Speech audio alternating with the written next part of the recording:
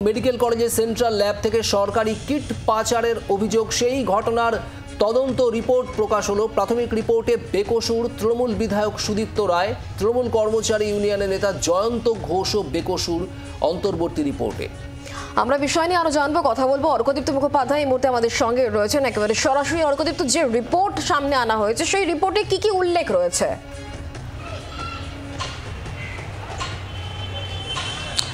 দেখো, প্রাথমিকভাবে কলকাতা মেডিকেল কলেজের যে ল্যাব, সেই ল্যাব থেকে বিভিন্ন টেস্ট করার যে কিট, সেই কিট বিভিন্ন বেসরকারি হাসপাতাল বা নার্সিংহোমে পাচার হয়ে যাচ্ছিল বলে অভিযোগ ওঠে ছাত্রদের একাংশের তরফ থেকে।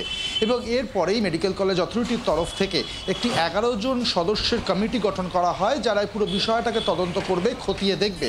এবং সেই তদন্ত কমিটির মধ্যে 4 জন জুনিয়র ডাক্তারও ছিলেন।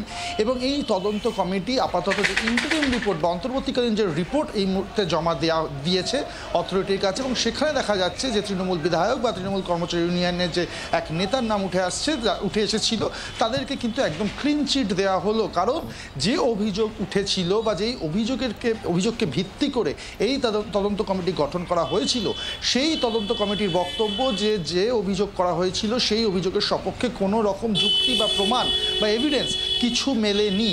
তাই এই রিপোর্টে কিন্তু সেটাই জানিয়েছে এই তদন্ত কমিটি। ফলে যে দুজনের বিরুদ্ধে মূলত অভিযোগ উঠেছিল তাদেরকে বেকসুর বলা হলো, ক্লিন চিট দেওয়া হলো। এবং একই সঙ্গে এই ইন্টারিম রিপোর্টের পর ফার্দার কোনো ইনভেস্টিগেশন হবে কিনা বা ফার্দার কোনো রিপোর্ট দেবে কিনা সেটা কিন্তু এখনো পর্যন্ত পরিষ্কার নয়। তবে যেটা জানা যাচ্ছে, একটা ফাইনাল রিপোর্টও কিন্তু সাবমিট করা হতে পারে এই তদন্ত কমিটির তরফ থেকে। একদমই। অর্কদীপ্ত, তুমি আমাদের সঙ্গে থাকো। এরই পাশাপাশি এবার আপনাদেরকে আরজিকর কাণ্ডের যে আপডেট, সিবিআই তদন্তে আপডেট দেবো। কারণ এই ঘটনার আগের 5টি এবং পরের 5টি ময়নাতদন্তের রিপোর্ট তলব করা হয়েছে আরজিকর কর্তৃপক্ষের কাছে। সিবিআই এর তরফ থেকে এই রিপোর্ট তলব করা হয়েছে। এবং দেহের ক্ষত কিভাবে পরীক্ষা করা হয় ময়নাতদন্তে, মূলত এই বিষয়টাই জানতে চাই সিবিআই। অর্কদীপ্ত আমাদের প্রতিনিধি রয়েছেন আমাদের সঙ্গে। অর্ক, সিবিআইয়ের তরফ থেকে এই আগের এবং পরের 5টি করে ময়নাতদন্তের রিপোর্ট চাওয়ার পিছনে ঠিক কি ব্যাখ্যা দেওয়া হচ্ছে?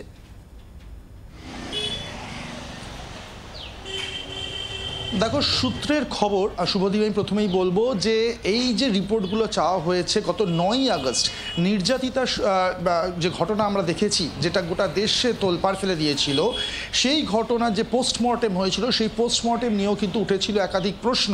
এবং সেই জন্যই যেটা জানা যাচ্ছে সূত্র মারফত, সিবিআই এর তরফ থেকে এই পোস্টমর্টেমের আগের 5টি পোস্টমর্টেম রিপোর্ট এবং পরের 5টি পোস্টমর্টেম রিপোর্ট চাওয়া হয়েছে আরজিকরের কাছ থেকে।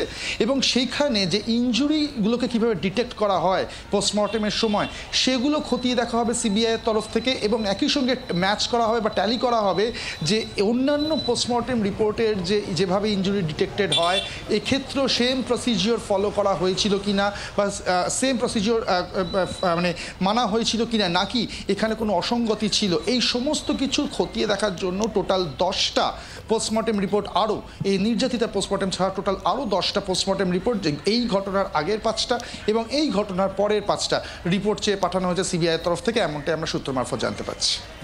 ধন্যবাদ অর্ক।